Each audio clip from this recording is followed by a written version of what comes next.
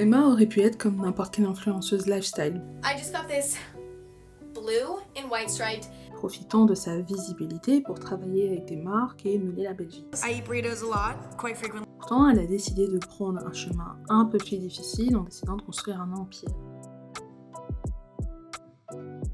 Aujourd'hui, elle amasse une fortune de plus de 22 millions de dollars, a construit sa marque, est invitée à tous les événements de mode les plus prestigieux et sélects, et tout ça avec le pouvoir d'une seule plateforme, YouTube. How does it, what is your relationship to YouTube right now?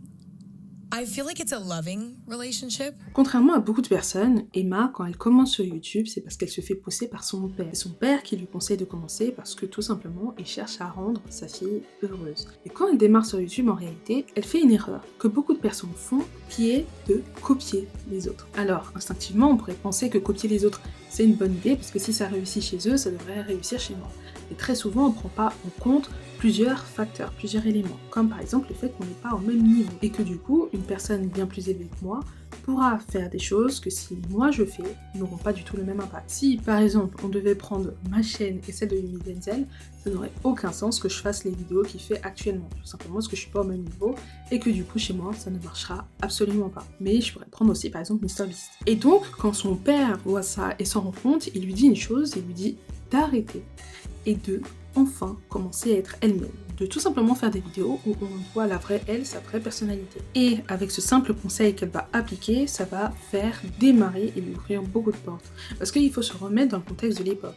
À ce moment-là, Instagram régnait en maître et tout était millimétré, tout était parfait. On devait avoir une très jolie esthétique si on voulait réussir. Et c'était un peu similaire sur YouTube où on montrait les bons côtés et pas forcément les mauvais côtés. Et elle arrive avec cette authenticité qu'on peut retrouver chez les ados d'époque. Elle se montre négligée, pas forcément coiffée, pas forcément très bien habillée, elle n'hésite pas à rôter et péter en vidéo, à être très sarcastique, elle joue beaucoup sur l'humour et ça plaît.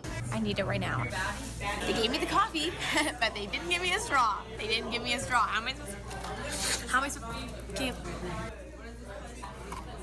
Et ça a clairement été la recette gagnante pour elle, parce que si elle aurait dû être parfaite, et ben déjà elle aurait sûrement jamais commencé, parce qu'on n'est jamais réellement parfait, c'est très difficile à atteindre, et c'est pour ça d'ailleurs que beaucoup de personnes ne commencent pas les choses, simplement parce qu'ils attendent d'être parfaits, mais aussi, imaginons, partons du principe qu'elle aurait réussi à être parfaite, elle n'aurait jamais pu connecter avec les gens aussi profondément, tout simplement parce qu'elle montrait la vraie elle, des choses que les autres n'osaient pas montrer tout simplement. Et par la suite, tout s'enchaîne très vite, elle est invitée à plusieurs événements, elle fait des collaborations commerciales, elle crée sa propre brand de café et surtout, dernièrement, elle a ouvert son propre café, tout ça pendant que des personnes qui ont démarré en même temps qu'elle ont disparu au fur et à mesure. Elle a réussi à transformer sa visibilité, elle a réussi à convertir sa visibilité en cash et YouTube a été au centre de tout ça.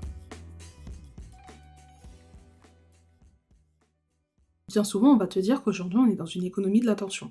Et c'est pas faux. C'est même totalement vrai. Avoir de l'attention aujourd'hui, c'est difficile. Mais on est aussi, et encore plus, dans une économie de la confiance. Aujourd'hui, n'importe qui peut avoir notre attention. Il suffit que tu fasses un bon hook et on va rester. Par contre, pas tout le monde peut avoir notre confiance. Et avoir la confiance de quelqu'un, c'est difficile. Mais ça, Emma, elle a réussi à l'avoir. Et elle a pris le temps. Elle a pris le temps de se montrer sous toutes ses coutures. Elle a pris le temps d'être vulnérable. Elle a pris le temps de trouver sa voix, de trouver son ton, de trouver son format. Et donc, durant tout ce temps qu'elle se laisse, elle ne vend rien. Mais du coup, surtout, quand elle a ensuite quelque chose à vendre, elle a déjà notre confiance et du coup, on est plus à même à passer la carte bleue. Quand elle décide de créer Chamberlain Coffee, ça fait sens. Le café est déjà intégré dans sa vie. On le voit déjà dans ses vlogs, on le voit déjà dans ses vidéos, elle a déjà testé des cafés, on la croit. Ça ne fait pas opportuniste comme beaucoup de personnes ont pu faire dans le passé. Et donc, au-delà d'acheter du café, quand on achète Chamberlain Coffee, on achète un lifestyle, on achète le lifestyle d'Emma et on achète une partie d'Emma. Et ça, c'est notamment lié à la connexion qu'elle a réussi à créer avec sa communauté et à la confiance qu'elle a réussi à avoir. Et en vrai, Emma, c'est un cas d'étude parfait quand on parle de personal brand, quand on parle de marque personnelle. En se lançant sur YouTube en premier lieu, et surtout avant l'arrivée de TikTok, peut-être que si elle aurait attendu que TikTok arrive, ça aurait été différent, et c'est pas peut-être, c'est sûr. Elle a créé non-stop sur la plateforme, elle a été consistante certes dans la fréquence, parce que du coup elle postait une vidéo par semaine, mais aussi dans ce qu'elle dégage, dans le message qu'elle renvoyait, dans sa vibe. Et ça, c'est quelque chose dont on parle pas. Mais renvoyer la même chose de manière constante, ça augmente aussi cet aspect confiance. Donc si on devait reprendre le playbook d'Emma, si on devait faire un guide guide. Pour comprendre sa réussite, ça donnerait ça. 1. Commencer avant que tout soit parfait. Ne pas attendre d'avoir la big idea. Et ça, c'est ce qu'on retrouve avec des personnes comme Lena Situation par exemple, ou Margot Cunego. Si on retourne sur leur premier contenu, ce n'est pas parfait. Loin de là. Et pourtant, il faut bien commencer quelque part. Ça ne les empêche pas toutes les deux, aujourd'hui, de faire des millions. Et ça, à travers des business models totalement différents. En deuxième, il faut incarner et vendre ta vibe, il faut incarner et vendre ton lifestyle. Et ça, on le voit avec des personnes qui arrivent tout simplement à être eux-mêmes, ou avec des marques qui ont une identité forte. On le voit par exemple avec la marque Tricot, mais on le voit aussi par exemple avec des personnes comme Iman Gadzhi. Iman Gadzhi qui a vraiment ce côté quiet luxury, old money, mais qui surtout à travers ses vidéos a une certaine esthétique, une certaine présence, une certaine aura. D'ailleurs, cette aura se construit bien souvent via les plateformes longues, parce que on peut voir les gens, on passe plus de temps avec les gens. Ça augmente cet aspect confiance, et même bien parler à la caméra, et ça pendant 30 minutes, ou 1 heure, ou 15 minutes, peu importe. Si on arrive à bien le faire et de manière charismatique, ça va aussi avoir plus d'effet, surtout si vous avez une aura qui vous entoure. Et si elle aurait commencé sur TikTok, elle aurait peut-être pu moins construire ce genre de choses. Et d'ailleurs, si on regarde aujourd'hui, elle est certes présente sur YouTube, mais elle est aussi présente en podcast, donc elle est sur 2 plateformes longues. Elle est également présente sur Instagram, je tiens à préciser, et elle n'est plus présente sur TikTok parce qu'elle a supprimé son compte. Et être présent sur les plateformes longues, ça permet la répétition.